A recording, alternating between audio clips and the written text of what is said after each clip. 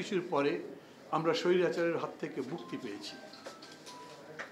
এটাকে আমি বলি বিজয়ের প্রথম ধাপ, মানে প্রথম পর্যায়ে আমরা বিজয়ী হয়েছি। কিন্তু আমরা লড়াইটা করেছি কেন? এই আন্দোলনের মধ্যে দিয়ে শিক্ষার্থীরা সেই কথা বলেছেন, একটা নতুন বাংলাদেশ গড়তে চান তারা। গত 15 বছর ধরে আমরা সবাই এই মঞ্চে যারা আছেন তারাও সেই লড়াই করেছি। আমরা একটা গণতান্ত্রিক দেশ গড়তে চাই, একটা মানবিক দেশ গড়তে চাই, একটা কল্যাণ রাষ্ট্র গড়তে চাই। এখন সেই রাষ্ট্র গড়বার সময়।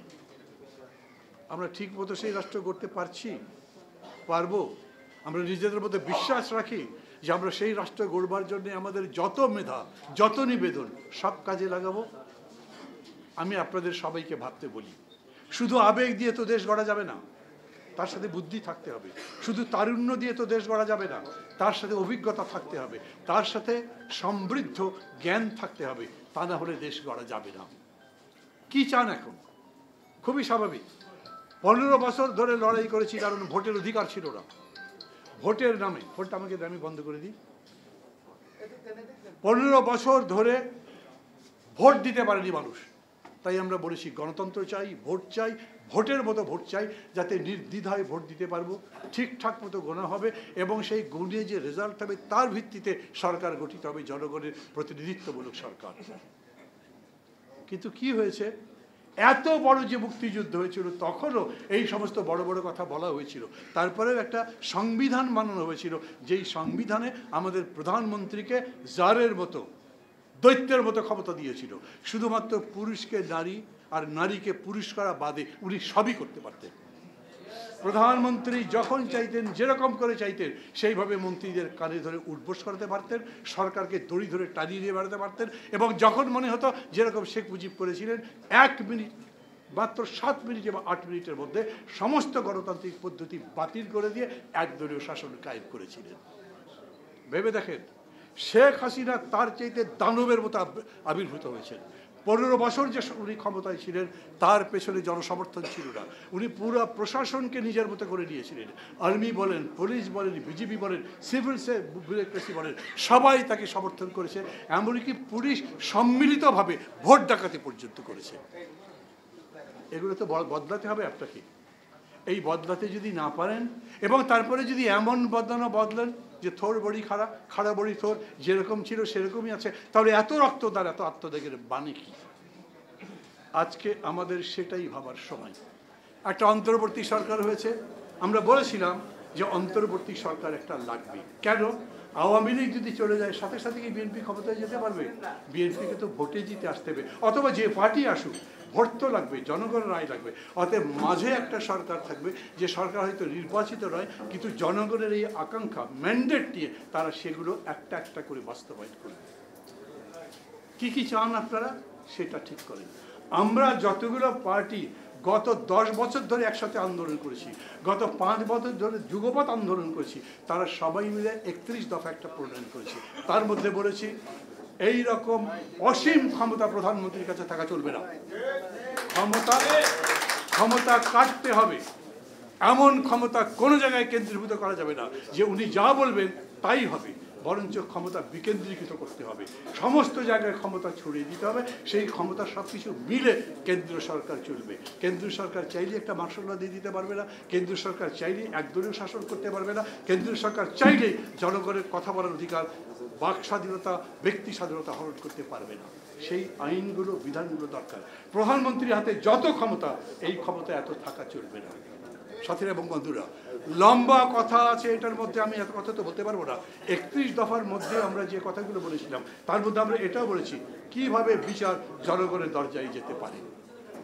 বাংলাদেশের গ্রামের মধ্যে একটা মানুষের বিরুদ্ধে যদি মামলা হয়, আর সে বেচারা যদি গরিব মানুষ হয়, ও মামলা লড়বারই ক্ষমতা রাখে না। আর যদি তার প্রতিপক্ষ কেউ শক্ত হয়, তাহলে জেলা বা জজ কোর্টের মধ্যে মামলার পরে হাইকোর্টে নিয়ে আসবে, তখন হাইকোর্টে ওর ঢাকায় আসা যাওয়ারই ক্ষমতা থাকবে না। তাহলে বিচার ওর কাছে যাবে কেমনে? অতএব বিচার যারা দেয় সেই আদালত তার কাছে নিয়ে যেতে হবে। আমাদের দেশে ধরেন এই যারা এখানে আছেন, আন্দোলন করেছেন, দেখেছেন আমাদের যে লোয়ার কোর্ট, মানে ম্যাজিস্ট্রেট কোর্ট, সিএমএম কোর্ট, ওরা সব উপরে সরকারের নির্দেশ মতো চলে। একটা মানুষের কোনো দোষ নেই, তারপরে তাকে 10 দিন 20 দিন রিমান্ডে দিচ্ছে, অকথ্য নির্যাতন হচ্ছে। সেই নির্যাতনের পরে কোর্ট কোনো ব্যবস্থা করছে না। ওই লোয়ার কোর্টকে স্বাধীনতা দিতে হবে। তার মানে বিচার বিভাগ সাজাতে হবে, আর্মি সাজাতে হবে, পুলিশ সাজাতে হবে, সিভিল ব্যুরোক্রেসি সাজাতে হবে, আর অর্থনীতিকে গঠন করতে হবে। লম্বা বিষয়। আমরা তখন যারা একসাথে আন্দোলন করছিলাম তখন বলছিলাম এর জন্য কত সময় লাগবে। কারো কাছে বলেছে 3 মাসে পারা যাবে, কারো কাছে বলেছে 6 মাসে পারা যাবে, কেউ কেউ মনে করেছেন, যেমন আমি বলতাম 3 বছর লাগবে। এই বিতর্ক এখানে তুলছি না। আমি বলছি এখন আমাদের প্রত্যেককে বুঝতে হবে যে এই দেশে যে সরকার আছে সেটা নিতান্তই অন্তর্বর্তী। এই সরকার চিরস্থায়ী হতে পারে না।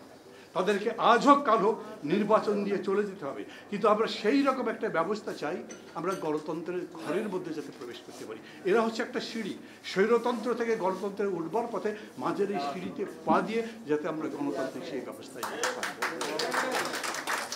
এই জন্যই তো এত জীবনদান, এত রক্তদান। এই জন্যই এখন পর্যন্ত আমরা ধৈর্য ধরে বসে আছি। যারা এখন বসে আছেন তারা সবাই আন্দোলন করেছেন, তারা কেউ জেল খেটেছেন, কতদিন কি করেছেন এই প্রশ্ন তুলছি না। তারপরেও তারা যখন আছেন তখন তাদেরকে বলছি যাই করেন ভুল করবার অবকাশ নেই। আমরা আপনাদের মধ্যে অতীতের স্বৈরাচারের কোনো প্রতিষ্ঠা দেখতে চাই না। আমরা আপনাদের মধ্যে কোনো ভুল যা করে আমাদের দেশের সর্বনাশ হয়, অর্থনীতি গঠন করতে না পারে, এইরকম জায়গায় যেতে চাই না।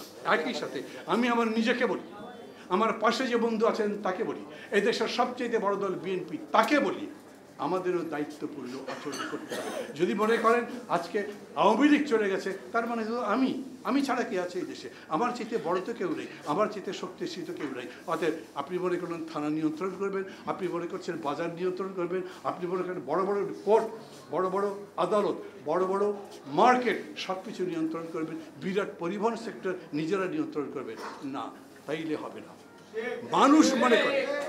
মানুষ মনে করে আমরা যখন এতদিন কষ্ট করেছি, ধরেন যদি এই ছাত্র আন্দোলনটা না হতো, যদি তাহলে এরকম করে সরকারের পতন না হতো, তাহলে আগামী 4 বছর পর্যন্ত কি আমাদের অপেক্ষা করতে হতো? যদি করতে হতো তাহলে কি অপেক্ষা করতাম না? আমরা করা ছাড়া কোনো কি পথ ছিল? অতএব ধৈর্য আমরা ধরতেই পারি, কিন্তু তার সাথে সাথে অবশ্যই গার্ড থাকতে হবে। যারা এখন দায়িত্বে আছেন তারা ঠিক মতো কাজটা করতে পারছেন কিনা। ধরেন আমি মনে করি যেটা আমাদের সবার মধ্যে ছিল, এই দেশে নির্বাচন মানে হচ্ছে আমার পার্টি পেয়েছে 49%, কিন্তু আর এক পার্টি পেয়েছে 51%।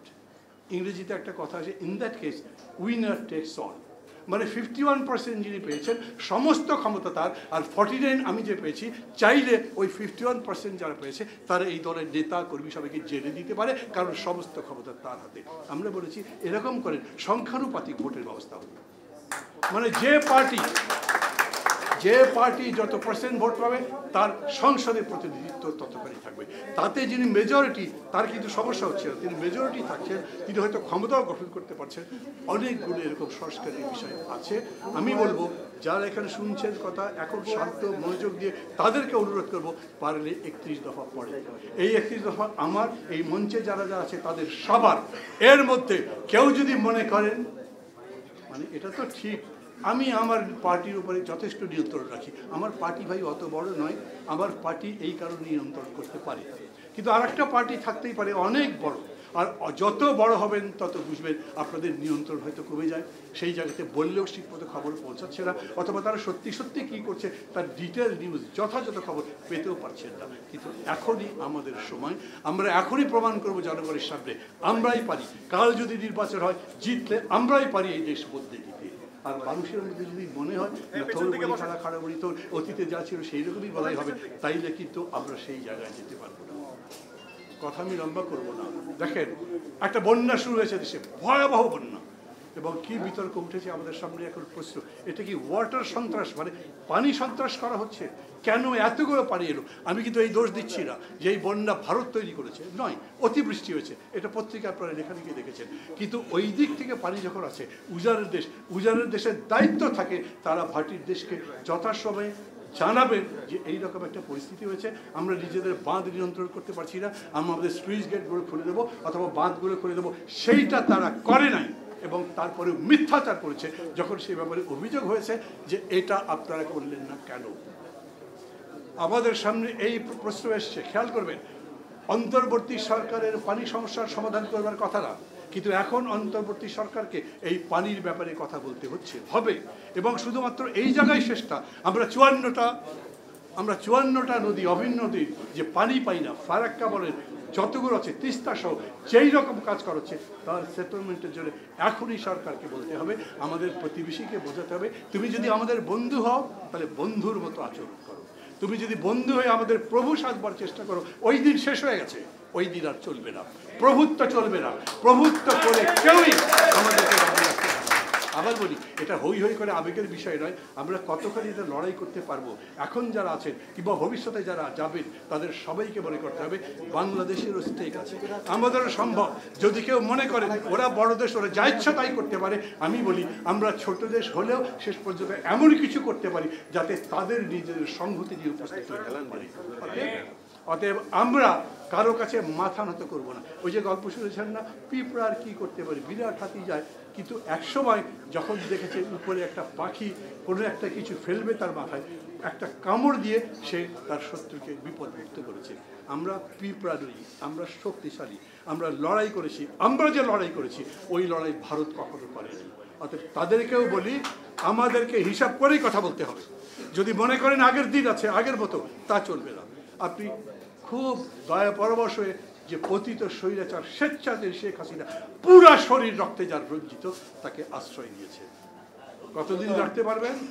এখনই হিসাব করেন। আমাদের তার সাথে অনেক হিসাব বাকি আছে, সেই হিসাব শেখ হাসিনার সরকারের সবার সাথে করতে চাই। আমরা কাউকে খাতির করে চলবো না। আমরা বলেছি, ওই যে স্বরাষ্ট্রমন্ত্রী বলেছিলেন না, পুলিশ এরকম করে গুলি করে, বাজে কথা, পুলিশকে প্রত্যেকটা গুলির হিসাব দিতে হয়। এখন প্রত্যেকটা গুলির হিসাব আমরা চাই।